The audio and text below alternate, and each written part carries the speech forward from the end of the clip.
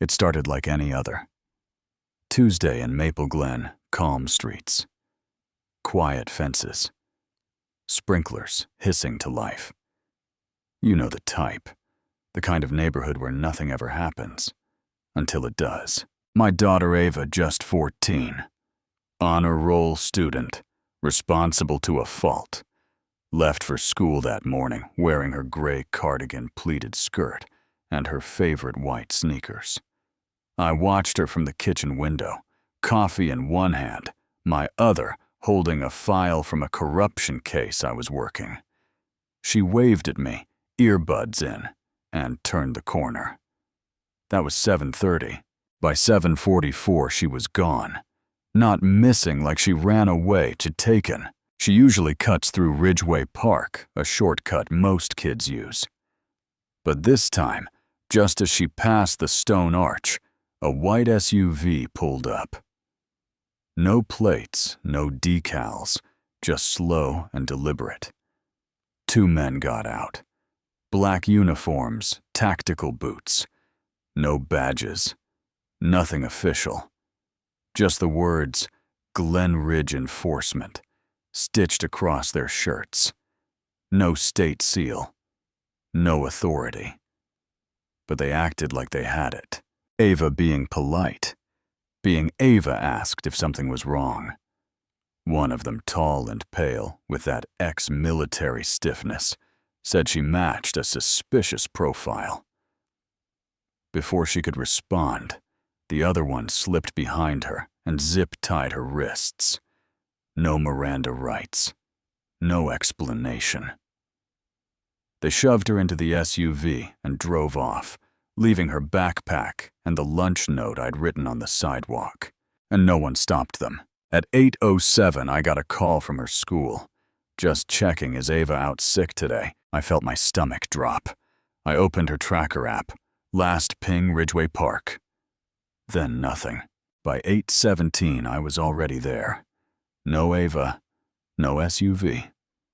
Just 2 HOA guys with lanyards and sunglasses sipping coffee like it was Sunday brunch. I asked if they saw anything. One of them shrugged, might have been Glen Ridge Enforcement. They're around sometimes.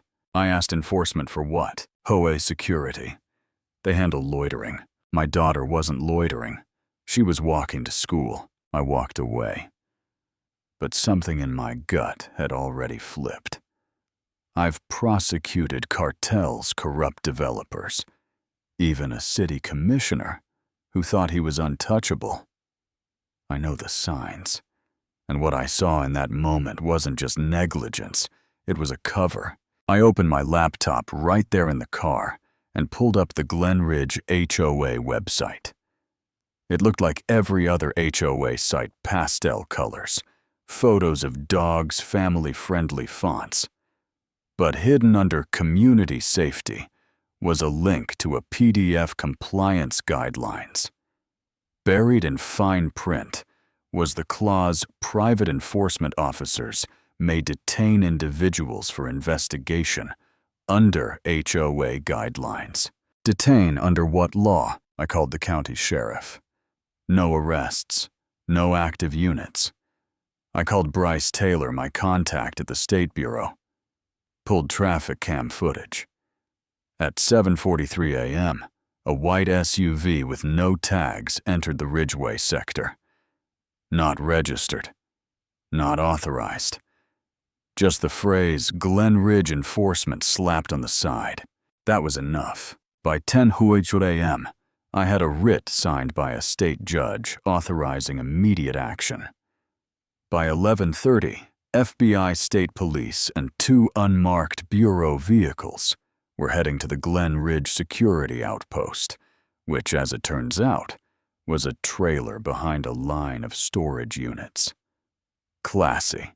At 11:52, I stepped out of my car Blazer on credentials in hand. No press, no backup speeches, just me and 2 federal agents. I opened the trailer door. Out stepped one of the men, the tall one. Same smug look, same fake badge. He said, "Can I help you?" I said, "I'm Claire Pearson, Attorney General of this state, you're under arrest for unlawful detention of a minor impersonating law enforcement, and a whole list of felonies that'll keep you busy for years." He blinked, and then the agent stepped forward. Cuffs clicked. Game over. Inside, it was worse than anything I'd imagined. Holding cages, steel mesh, a rotation schedule taped to the wall, a cot, a tray. We found forged reports, loitering near HOA perimeter, unregistered path deviation, suspicious walking behavior, all written about minors. And then we found Ava. She was in a windowless room with a chair bolted to the floor. She looked up when I walked in. Didn't cry, just whispered, "You found me."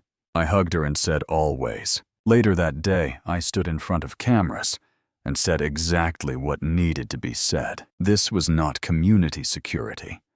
This was an unauthorized militia detaining children under the false pretense of neighborhood safety. No patch on a shirt overrides the law. 2 weeks later, Glen Ridge HOA was dissolved by court order, its board members indicted. The fake officers' federal charges: kidnapping, impersonation, civil rights violations. We discovered over $850,000 in HOA dues funneled to a fake company owned by a former board member. No licensing, no oversight, no legitimacy. Just power taken. Until someone said no.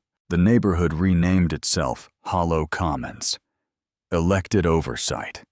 Transparent rules. No more secrets behind pastel websites and vague safety clauses. Ava walks to school again now. Takes the long way. I still slip notes in her lunch. One night she asked, "Would they have done it if they knew who you were?" I said, "They didn't care who you were. They just thought no one would fight back." She smiled and said, "But you did, and I always will, because justice isn't just about trials and headlines. It's about drawing a line and standing on it, Gil, even when no one else does.